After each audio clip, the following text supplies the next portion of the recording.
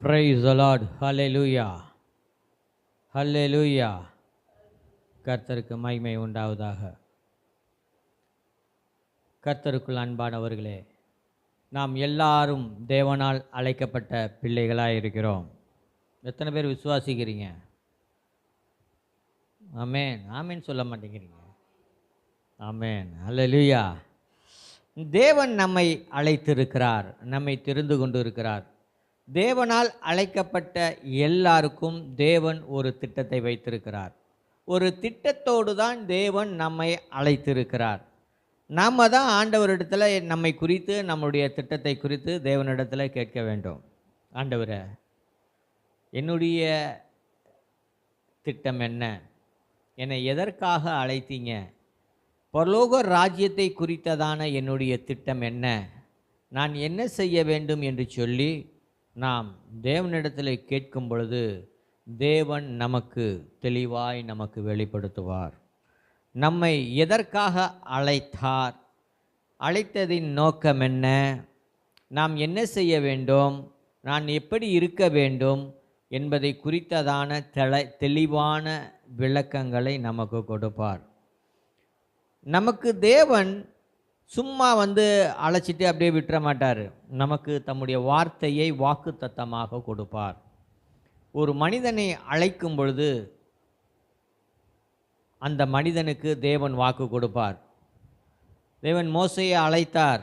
உன்னை பார்வோனுக்கு தேவனாக மாற்றுவேன், உன்னை பார்வோனுக்கு தேவனாக்கினேன் என்று சொன்னார். அதே போல தேவன் மோசேயை பார்வோனுக்கு தேவனாக மாற்றினார். இந்த மாதிரி ஒவ்வொருவரையும் அழைக்கும் பொழுது தேவன் என்ன செய்கிறார் என்றால் தம்முடைய திட்டங்களை வெளிப்படுத்தி வாக்கு தத்தத்தை கொடுக்கிறார். தேவன் நமக்கு எண்ணிருந்த வாக்கு தத்தங்களை நமக்கு கொடுத்திருக்கிறார். இந்த வேதாகம புஸ்தகத்தில், நம் கரத்தில் இருக்கும் வேதாகம புஸ்தகத்தில் 66 புஸ்தகங்கள் இருக்கிறது. 1189 அதிகாரங்கள் இருக்கிறது. 31,173 வசனங்கள் இந்த வேதாகம புஸ்தகத்தில் இருக்கிறது. தேவன் 40 பரிசுத்தவான்களை ஏற்படுத்தி அழைத்து தம்முடைய ஆவியானவரினால் நிரப்பி இந்த வேதாகம புஸ்தகத்தை எழுதி கொடுத்திருக்கிறார். தேவன் வாக்குத்தத்தம் பண்ணினார் என்றால் நம்முடைய வாழ்க்கையிலே அந்த வாக்குத்தத்தம் நிறைவேறுவதற்கு தேவன் நமக்கு துணையாக நின்று வழி நடத்துவார். இன்றைக்கு செய்தியின் தலைப்பு வழி நடத்தும் வல்ல தேவன் என்ற தலைப்பில் தான் இன்றைக்கு நான் பேச இருக்கிறேன்.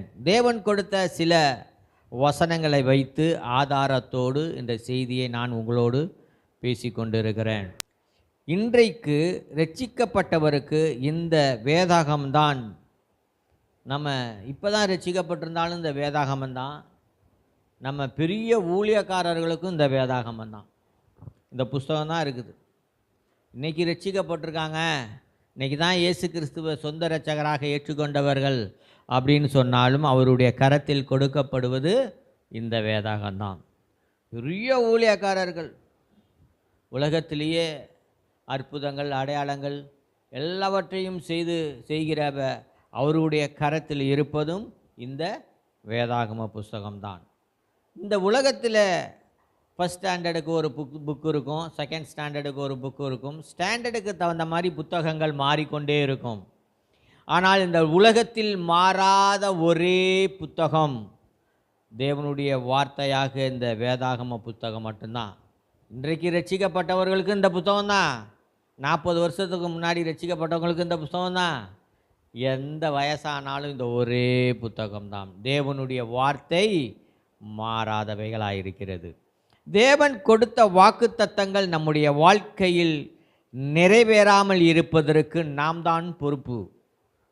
தேவன் 100% அவர் சொன்ன வாக்குத்தத்தங்களை நிறைவேற்ற வல்லவராயிருக்கிறார்.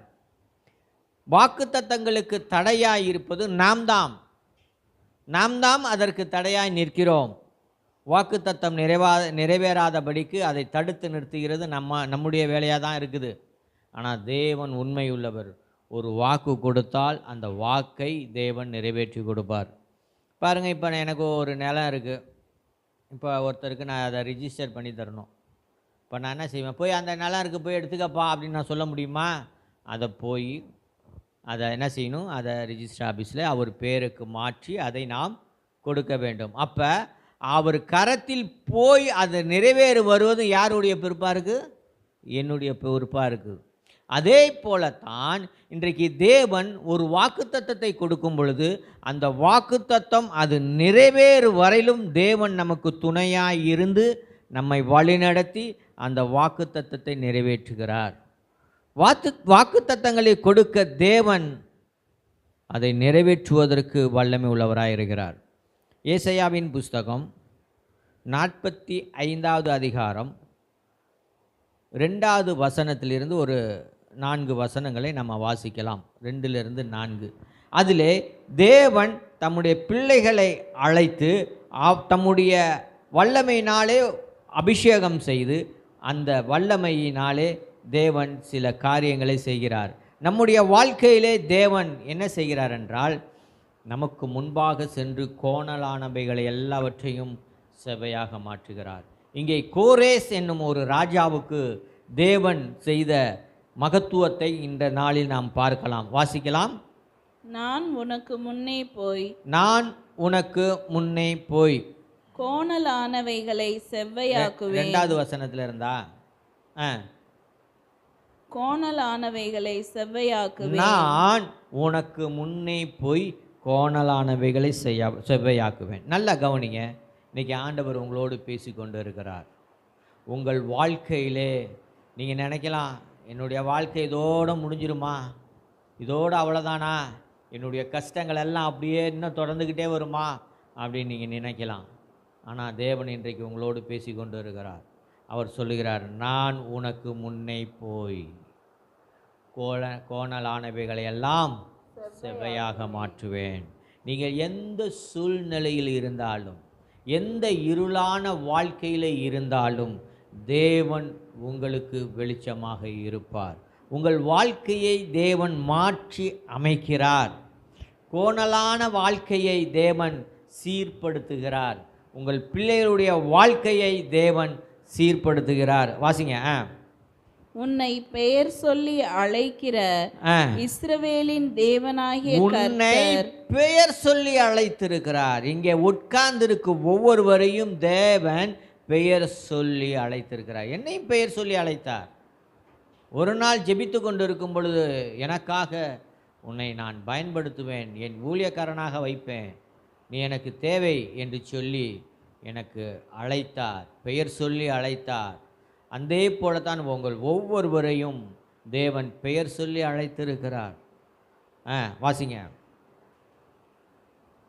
இஸ்ரவேலின் தேவனாகிய கர்த்தர் நானே என்று நீ அறியும்படிக்கு. அப்ப நம்மை அழைத்திருக்கிற தேவன் எப்படிப்பட்டவர் என்பதை தேவனே அங்கே நிரூபித்து காட்டுகிறார். அங்கே அவர் நமக்கு எப்படி இருக்கிறார் என்பதை, நம்மோடு கூட எப்படி அவர் உறவாடுகிறார், எப்படிப்பட்ட மகத்துவங்களை அவர் செய்கிறார் என்று நம்மோடு கூட இருந்து காரியங்களை நடப்பிக்கிறார். அவர் என்ன செய்கிறார்னு பாருங்க. வெண்கல கதவுகளை உடைத்து வெண்கலம் கோயில் எல்லாம் பெரிய பெரிய பெல்லு இருக்கும் தெரியுங்களா, 200 வருஷம் ஆனாலும் அது தேயாது, அவ்வளோ ஸ்ட்ராங்காக இருக்கும் வெண்கலம். வெண்கலத்தை உடைக்க முடியாது யாரும், சரிங்களா. அது கோயிலில் அது மணி அடித்தா அது சுற்றிலும் இருக்கிற ஒரு கிலோமீட்டர் சுற்றளவுக்கு அது கேட்கும். அப்படிப்பட்ட வெண்கலம். அது டங்குன்னு ஒரு சத்தம் கேட்கும், அதான் வெண்கலம், சரிங்களா. கோயில் மணியில் எல்லாமே வெண்கலத்தினால் ஆனது. அந்த மாதிரி உடைக்க முடியாமல் இருக்கிற உங்களுடைய ஆசீர்வாதங்களை தேவன் வெண்கல கதவுகளை போட்டு பூட்டி வைத்திருக்கிற அந்த வெண்கலம் அதை உடைக்கிறாராம். இரும்பு தாழ்பால்களை முறித்து அந்தகாரத்தில் இருக்கிற பொக்கிஷங்களையும் நல்லா கவனிங்க. உங்களுக்கென்று தேவன் நியமிக்கப்பட்ட ஆசீர்வாதங்களை, ஆவிக்குரிய ஆசீர்வாதங்களை அவன் திருடி அந்தகாரத்தில் கொண்டு சாத்தான் வைத்திருக்கிறான். தேவன் அதை திருப்பி உங்களுக்கு கொடுக்க இருக்கிறார். ஒளிப்பிடத்தில் இருக்கிற புதையல்களையும் உனக்கு கொடுப்பேன். உனக்கு கொடுப்பேன். எப்படிப்பட்ட தேவன் பார்த்தீங்களா? நமக்கு வாக்கு தத்தத்தை கொடுக்கிற தேவன், அதை நிறைவேற்ற வல்லமை உள்ள தேவனாய் இருக்கிறார். சரி, அடுத்தது பார்க்கலாம்.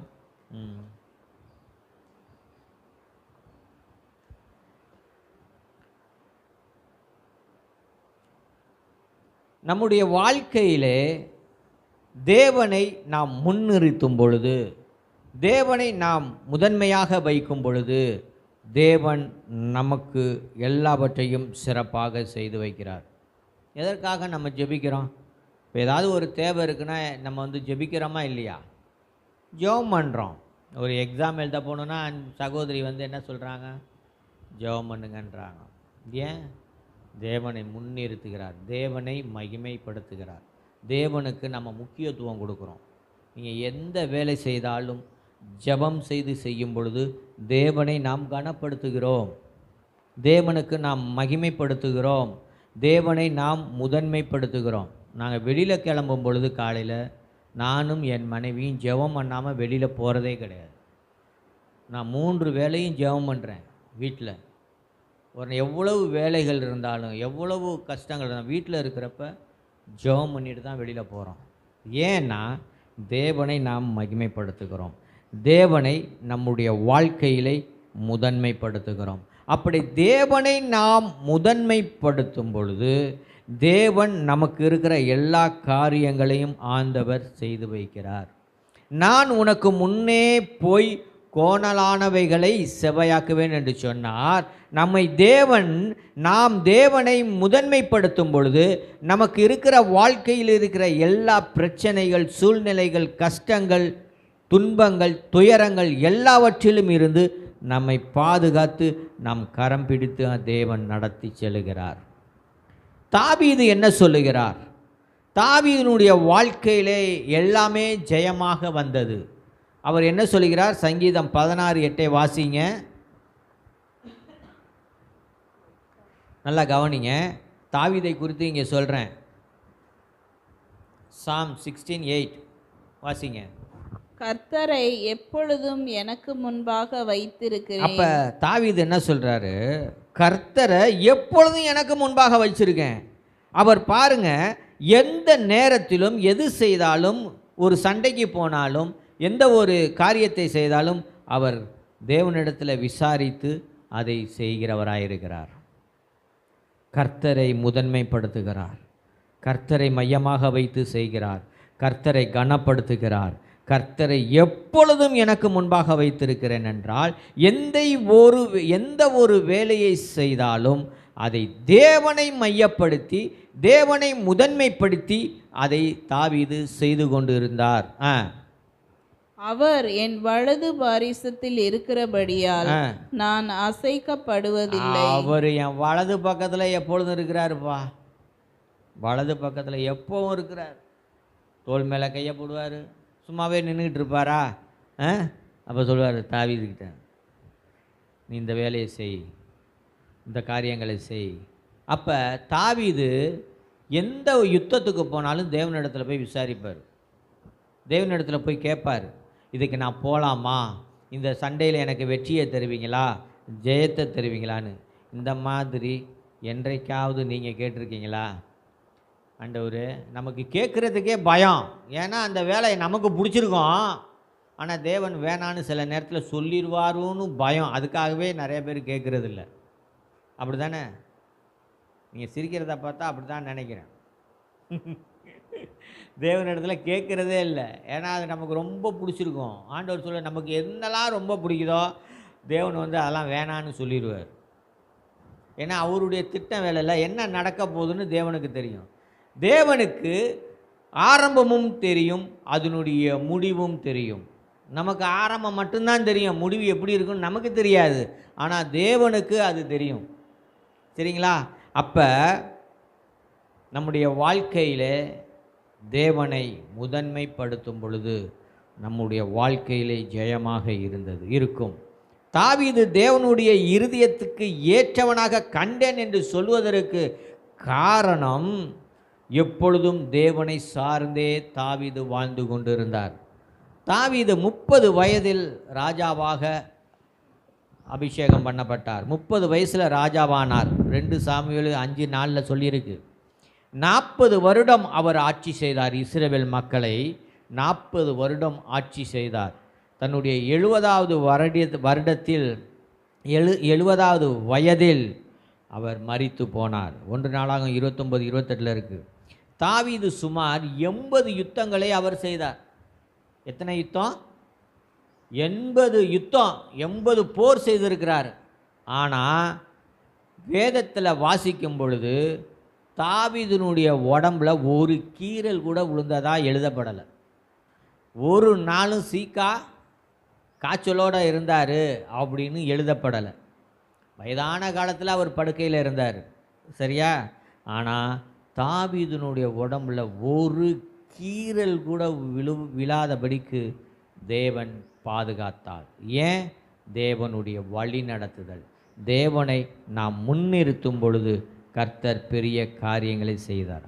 கர்த்தரே ஆவியானவர். கர்த்தருடைய ஆவி எங்கே இருக்கிறதோ அங்கே விடுதலை இருக்கிறது. தேவனுடைய ஆவியானவர் நம் மத்தியில் இருந்தார்னா இந்த இடத்துல ஒரு விடுதலை உண்டாகி இருக்கிறது. நீங்கள் எந்த சூழ்நிலையில் இருந்தாலும், இருளான சூழ்நிலையில் இருந்தாலும் கர்த்தர் உங்களுக்கு வெளிச்சமாக இருப்பார். உங்கள் வாழ்க்கையை மாற்றி அமைக்கிறவர் உங்கள் அருகிலே நின்று கொண்டு இருக்கிறார். நீங்கள் தான் அவரை தெரியாமல் இருக்கிறீங்க. கேளுங்க, ஜெபிங்க, அவரிடத்தில் ஆலோசனையை பெற்றுக்கொள்ளுங்கள். ஆண்டவர் பேசுவார், பல காரியங்களை அவர் வெளிப்படுத்துவார். தேவனை நாம் முதன்மைப்படுத்தும் பொழுது தேவன் நம்முடைய சூழ்நிலைகளை மாற்றுகிறார். நீங்கள் எந்த வேலை செய்தாலும் ஒரு 2 நிமிஷம் நின்று ஜெபம் பண்ணிட்டு போங்க. ஜெபம் பண்ணுங்க, வேதத்தை வாசிங்க. எந்த வேலையாக இருந்தாலும் பரவாயில்ல, ஆண்டவர் இந்த வேலையை செய்கிறேன், உண்மை முதன்மைப்படுத்துகிறேன், உம்மிடத்தில் நாங்கள் கேட்குறோம், இந்த வேலையை ஆசீர்வதிங்க. தேவனிடத்தில் நம்ம ஆலோசனை கேட்கும் பொழுது தேவன் நமக்கு ஆலோசனை கொடுக்கிறார். அவருடைய நாமமே ஆலோசனை கர்த்தர். தேவனுக்கு எத்தனையோ நாமங்கள் இருக்கிறது, அதில் ஒரு நாமம் அவர் ஆலோசனை கர்த்தர். நமக்கு ஆலோசனை கொடுக்கிறார், நம்மை வழி நடத்துகிறார். ஏசாயா 52வது அதிகாரம் 12 வாசிங்க. ஏசாயா 52:12.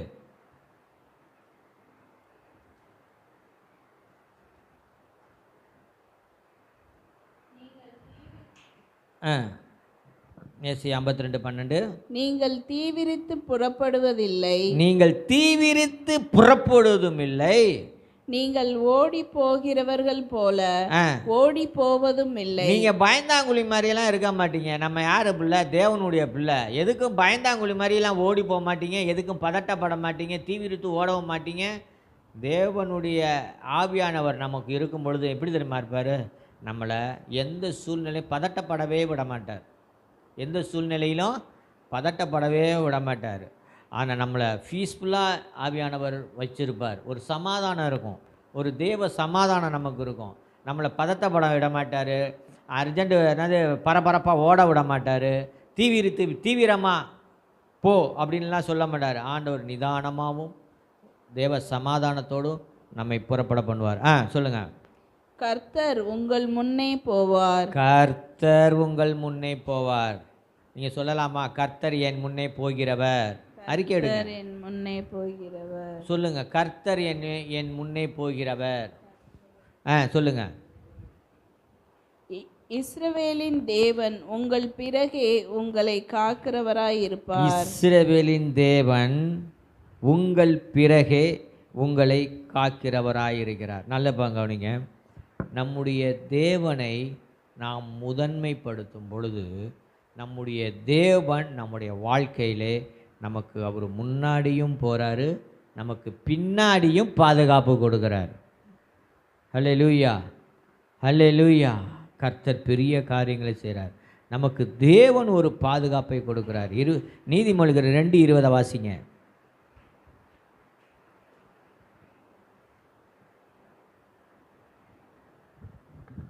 ஆதலால் நீ நல்லவர்களின் வழியிலே நடந்து நல்லவர்களின் வழியிலே நடந்து நீதிமான்களின் பாதைகளை காத்து கொள்வாயாக. நீதிமான்களின் பாதைகளை காத்து கொள்வாயாக. இயேசு கிறிஸ்துவின் இரத்தத்தினால கழுவப்பட்ட நம்ம ஒவ்வொருவரும் நீதிமானாக இருக்கிறோம். அந்த நிச்சயம் நமக்கு வேணும். நான் பாவிலையும் பாவி, பெரும் பாவி, சிறு சாட்சி இதெல்லாம் சொல்லக்கூடாது. நம்ம நீதிமான். இயேசு கிறிஸ்துவின் இரத்தத்தினால கழுவப்பட்ட நாம் அனைவரும் நீதிமான்களாக இருக்கிறோம். அவர் நம்மை பாதைகளை தேவன் பாதுகாப்பார். நீதிமான்களின் பாதைகளை காத்து கொள்வார். அவர் அப்படி தான் இருக்கிறார் நம்முடைய வாழ்க்கையிலே. ஏசாயா 42:16 வாசிங்க. அவர் எப்படி இருக்கிறாரா? நம்ம எந்த அறியாத வழியில் நடந்தாலும், குருடரை போல இருந்தாலும் தேவன் நம்மை வழி நடத்துகிறார். நமக்கு கண்ணி தெரியாமல் குருடர்களுக்கெல்லாம் யார் வழி நடத்துகிற மாதிரி? கண்ணு தெரியாதவங்களுக்கெல்லாம் எப்படி நடந்து போகிறாங்க? அந்த மாதிரி நம்ம குருட்டாட்டத்தில் குருடனாக இருந்தால் கூட தேவன் நமக்கு வழி நடத்துகிறார். ஏசாயா 42:16.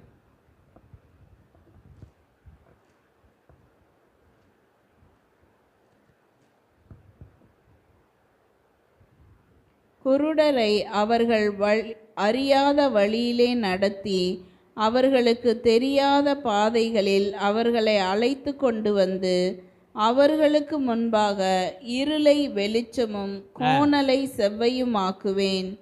இந்த காரியங்களை நான் அவர்களுக்கு செய்து அவர்களை கைவிடாதிருப்பேன். நீங்க அறியாத வழியிலையும் தேவன் உங்களை வழி நடத்துவார். நீங்கள் குருடரை போல இருந்தாலும் தேவன் உங்களை அவர் வழியிலே தேவன் உங்களை நடத்தி செல்வார். இஸ்ரவேல் மக்கள் எகிப்தில் இருந்தாங்க. பாடுகளை அனுபவித்து கொண்டிருந்தார்கள். அவர்களுடைய கூக்குரல் தேவனிடத்தில் போய் எட்டியது. தேவன் அவர்களை எகிப்திலிருந்து புறப்பட பண்ணினார். புறப்பட பண்ணி அப்படியே விட்டாரா? அவர்களுக்கு என்ன சொல்ல? யாத்ராம 13:24 சொல்லுது, அவர்களுக்கு இரவும் பகலும் மேகஸ்தம்பமாகவும் இருந்து அக்கினி ஸ்தம்பமாகவும் இருந்து தேவன் இஸ்ரவேல் மக்களை வழிநடத்தி வந்தார். தேவ தூதர்களின் உணவாகிய மன்னாவை அவர்களுக்கு உணவாக கொடுத்தார். தேவன் அழைத்தவர் உண்மையுள்ளவர், அவர் மாறமாட்டார். தேவனுடைய வாக்குத்தத்தங்கள் நம்ம நிறைவேற வேண்டும் என்றால் நாம் தேவனை முன்னிறுத்த வேண்டும், தேவனை முதன்மைப்படுத்த வேண்டும். எந்த வேலை செய்தாலும், எந்த காரியங்கள் செய்தாலும், நீங்கள் எங்கே ஊருக்கு போனாலும் ஜெபம் பண்ணிட்டு தேவனை முதன்மைப்படுத்திட்டு மகிமைப்படுத்திட்டு நீங்கள் செல்லும் பொழுது தேவன் உங்கள் வாழ்க்கையிலே துணையாக இருந்து அவர் உங்களை வழி நடத்துவார். அப்படியே கண்களை மூடி ஜெபிப்போமா? எங்களை நேசிக்கிற அன்பின் பரலோக பிதாவே, காலை வேலைக்காக உம்மை நன்றியோடு ஸ்தோத்தரிக்கிறேன். எங்கள் வாழ்க்கையிலே கோணலானவைகள் எல்லாவற்றையும் செவ்வையாக மாற்றுகிற தேவன், சீர்படுத்துகிற தேவன், எங்கள் வழிகளை சீர்படுத்துகிற தேவன். உம்முடைய வசனம் எங்களுக்கு பாதைக்கு வெளிச்சமாயும், ஆண்டவரே வசனம் எங்களுக்கு பாதைக்கு வெளிச்சமாக இருக்குது ராஜா.